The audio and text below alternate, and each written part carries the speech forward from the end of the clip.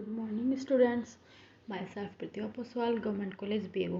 बच्चों, आज का जो टॉपिक है वो बीएससी सेकेंड ईयर के स्टूडेंट्स के लिए है। पेपर फर्स्ट का यूनिट फर्स्ट का topic Joule coefficient and estimates of JT cooling. बच्चों, ये आपका लास्ट टॉपिक है इस यूनिट का। तो हम पढ़ते हैं joule coefficient and estimates of JT cooling. उससे सबसे पहले हम पढ़ते हैं जूल कोफिशिएंट, जूल गुणांक क्या होते हैं।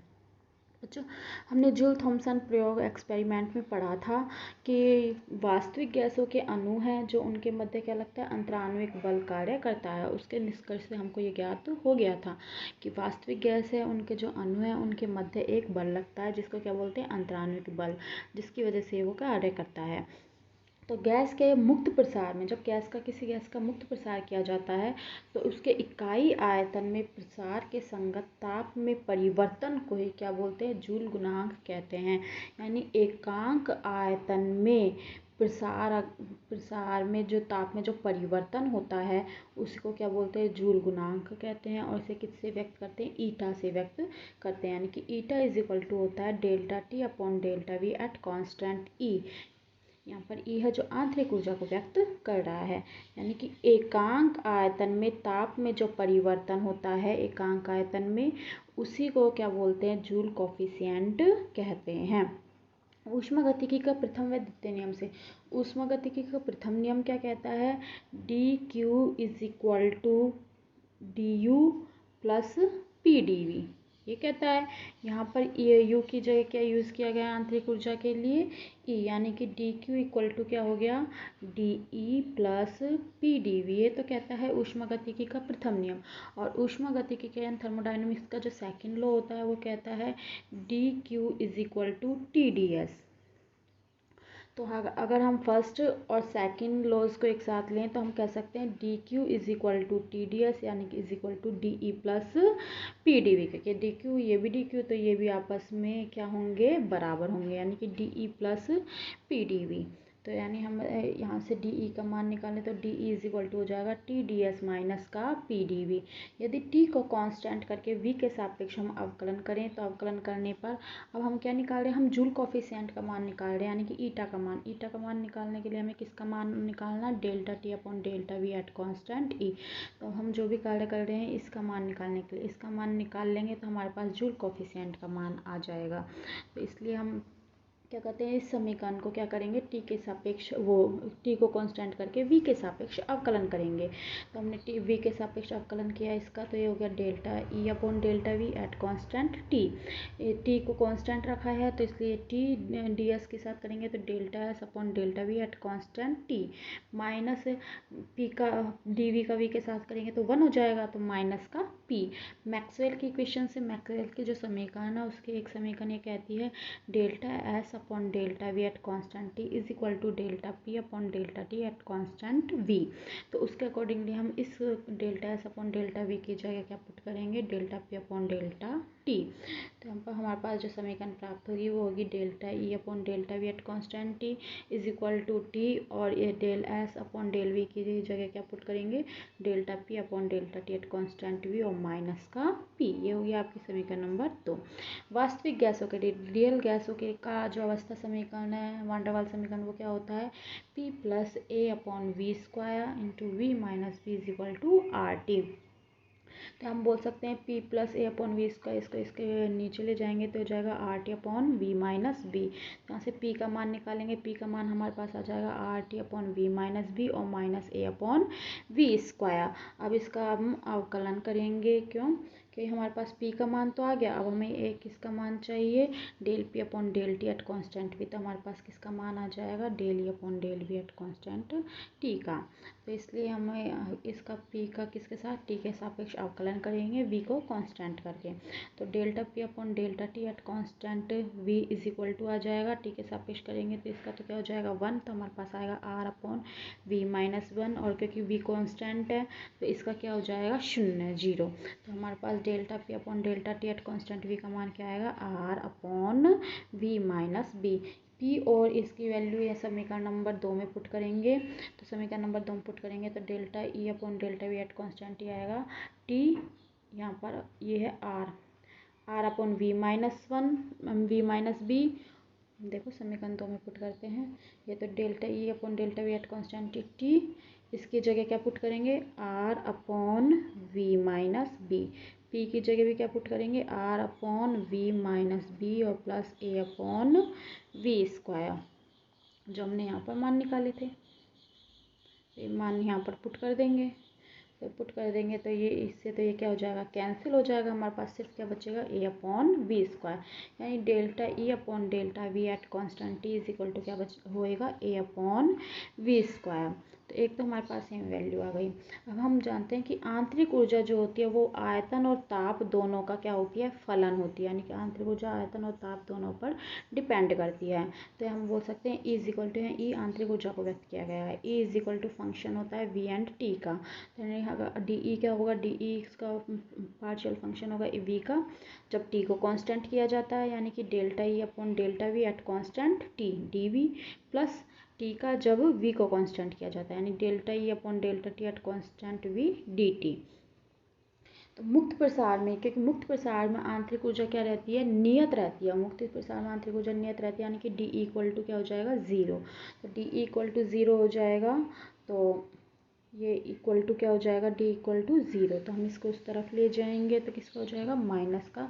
तो हमारे पास जो वैल्यू आएगी वो आएगी del E upon del V at constant T D V is equal to minus का del E upon del T at constant V D T.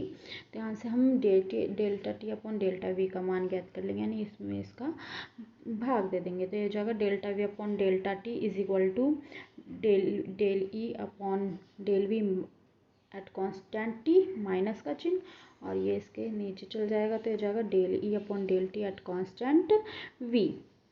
या हम इसको लिख सकते हैं माइनस का del E upon del V at constant T, ये क्या हो जाएगा, del T upon del E at constant V. हम जानते हैं सी वी, यानी गैस की स्थिर आयतन पर विशिष्ट ऊष्मा, specific heat of gas at constant temperature, constant volume पर सी वी होगी।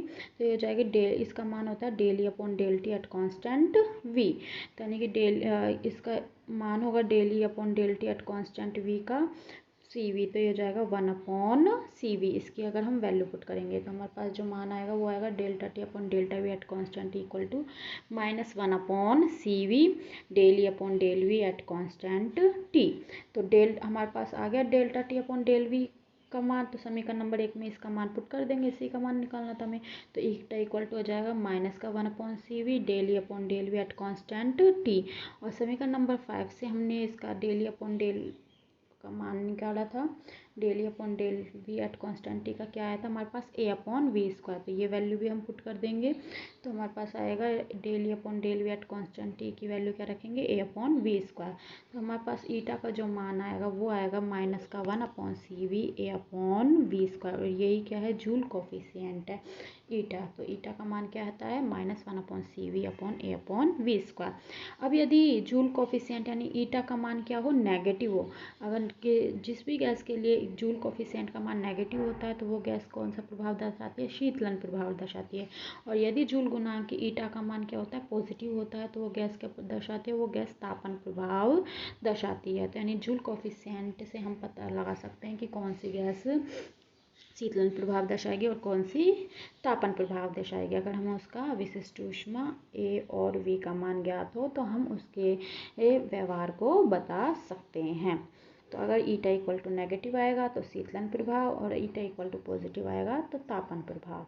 तो ये तो था हमारा जूल कोफिशिएंट। अब हम पढ़ते हैं वान डर वाल्स समीकरण से जूल थॉमसन प्रभाव की व्याख्या, या हम बोल सकते हैं शीतलन का मान, यानी एस्टिमेट्स ऑफ जेटी कूलिंग या explanation of Joule Thomson effect.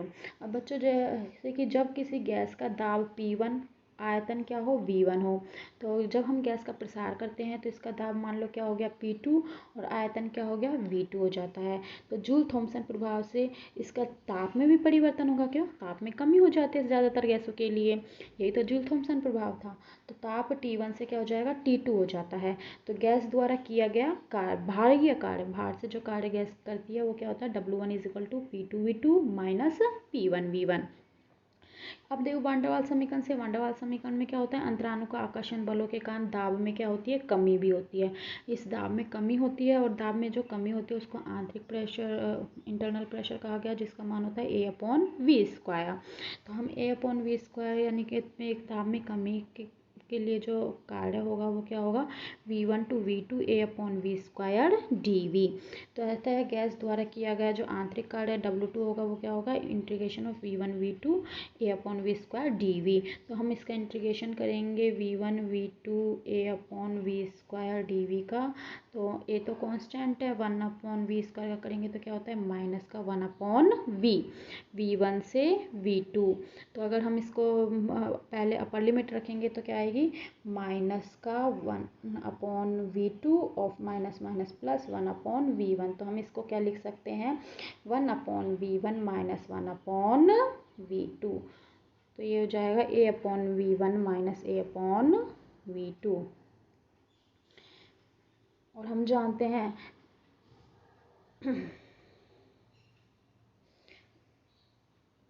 A/V1 minus A/V2। तो गैस द्वारा किया गया जो कुल कार्य होगा, कुल कार्य क्या होगा, W=W1 प्लस W2 यानी बाह्य कार्य और आंतरिक कार्य का योग। तो बाह्य कार्य तो क्या है, P2V2 माइनस P1V1 और आंतरिक कार्य क्या है, A/V1 माइनस A/V2।